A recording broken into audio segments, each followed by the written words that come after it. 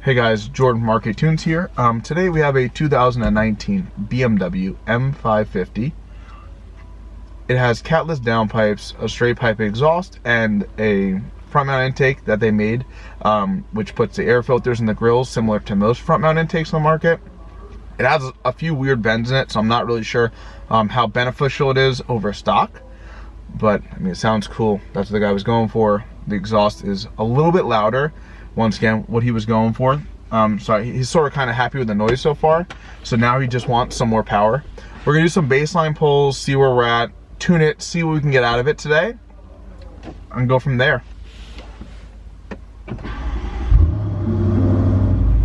All right, when it comes to dynoing these cars, pretty much what we do is I'll always put the car in sport mode or sport plus, depending on what options the car has. And then always turn traction roll off. You gotta hold the button down for like 10-15 seconds to get the traction off sign, not the MDM on the dash. And that's pretty much good enough. We have an all-wheel drive link dyno, so you can dyno a car like this. On most dynos, like a dyno jet, it won't work. You try dynoing the car, it's gonna freak out, bunch of power reduction. You'll see in the data log, the throttle's just never open. So, we'll see what it does. Oh, just kidding, I didn't turn the traction roll fully off, like I just said you need to do. Now it's fully off, it says DSC off on the dash.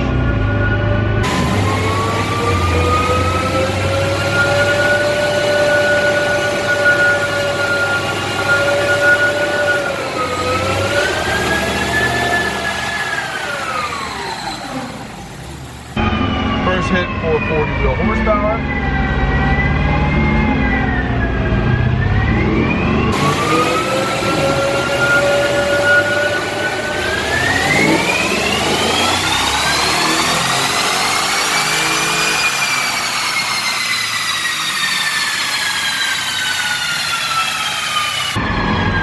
Second hit, 449 wheel horsepower. We'll give it one more, see if it makes anything else.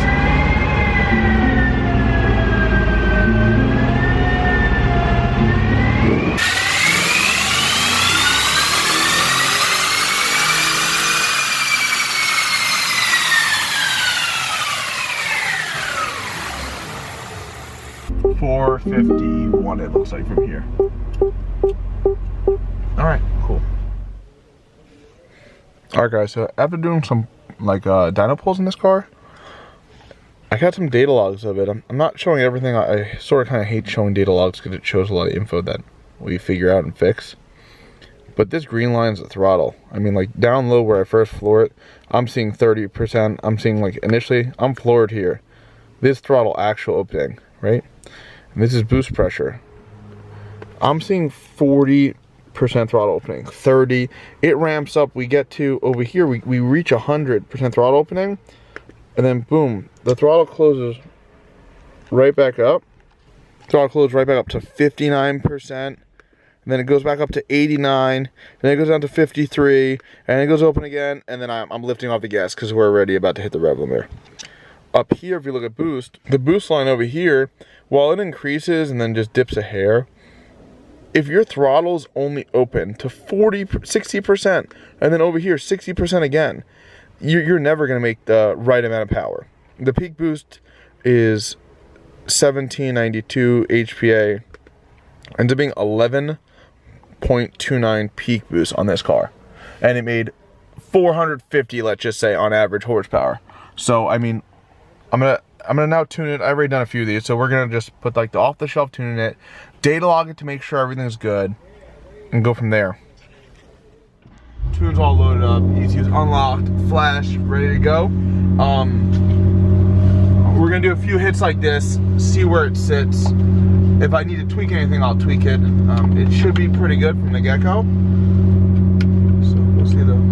We also, customer wanted like a relatively aggressive verbal setting. Verbal is just like, I don't know why they call it that, because the translation's not verbal from like the ECU's feature called sound tuning sometimes. There's a longer German word I won't kill by trying to say it. But so you want a pretty aggressive one. The car should make some amount of flames, is my guess.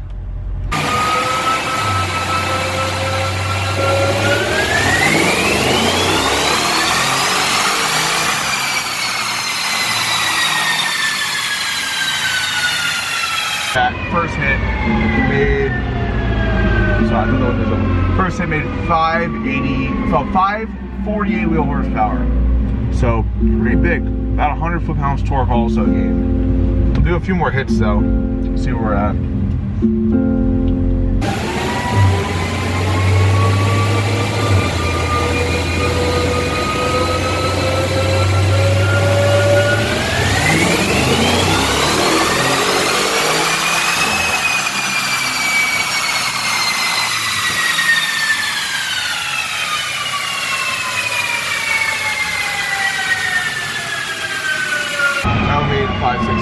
If you're getting car tunes over, it's always best to like get a few befores. Like take your top 2 best befores and then your top 2 after.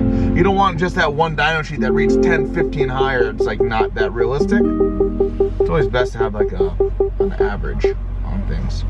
I'll get out, show you guys dyno sheets in a second, and then I'll show you guys dyno sheets right now. Alright, so I got this sick little overlay. I showed you before, right? Your throttle position dropping like crazy. While the boost is like not that bad of a curve, I guess you could say, it comes up, it stays, it falls a little bit, does weird stuff with the throttle. The after, this is our boost curve. Relatively flat, tapers a hair up top. Our throttle, you can't even see it, because it's literally 99% the whole entire time I'm floored until I lift off the gas.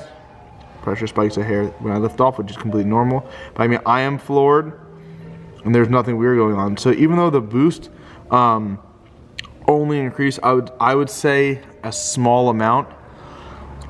The before, as I said, was 11.29 P. Sorry, so we went from like 11 pounds boost to 16 pounds boost. And not just that, completely fixed throttle closure. Car also targets a little bit richer of an air fuel now, which I'm pretty happy about. It could be a little safer. I'm not showing everything log-wise. I don't really care to, but it's a hair richer than stock. No, not pulling the timing at all. You guys can drive the car like this for a while, enjoy it, and then after he enjoys it for a little bit, we'll see if he comes back for more. I told him there's still a few things in this ECU that I want to test and try. It's a new MG1 ECU that BMW just started using past few years. It's only been tunable over the past few months. So there is a few tricks that I want to try that I've been doing on the F-Series ECUs. And if it all works out the way I think it's gonna, I'll be able to do a lot more power than what we're making right now. For now, to start, it's great gains. 100 horsepower, any car is substantial. All right, just to show you the 2 best runs. We had a 449 and a 455 with the stock tune, and 454 and 461 wheel torque, which is pretty good. I have no idea what these cars dyno stock, because from what I looked up, it's super hard to find actual all-wheel drive dyno numbers. The guy just dipped out. He just left. But after tune, we're at 560 wheel horsepower, 590 wheel torque, all-wheel torque. And then, well, that was one hit. Next hit, 568 wheel horsepower and 588 wheel torque. Car's consistent. Gains are huge. I mean, 3,500 RPMs. You're talking about 100 and well into 150 wheel horse torque. So a lot of the reason why you probably don't see dyno poles, dyno sheets online for that reasoning is because most people don't have a linked dyno. Most dynos you find out there that are all-wheel drive read power from the front and rear roller independently. They can spin at different rates. It's typically totally fine. Really, depending on what type of car you have, it's okay. Most newer cars, they need to see the wheel speed. If you were to dyno that car, not on one of these dynos, or not on a link dyno of some sort, it would read all over the place. And a lot of people often say, like, what does that mean that's linked? When this roller spins, I spins my foot, the front roller spin too. It's pretty interesting though. Like, we can actually even dyno rear wheel drive cars in all wheel drive linked mode. I don't typically do it because I know how to turn traction control off on most cars. If we ever have an issue with traction control, we will turn traction control off as much as possible and then run it all wheel drive linked. It pretty much resolves all the issues. Sometimes you'll have a tiny bit of wheel spin, but nothing crazy. So 100 plus wheel horsepower, 100 plus wheel torque, huge gains.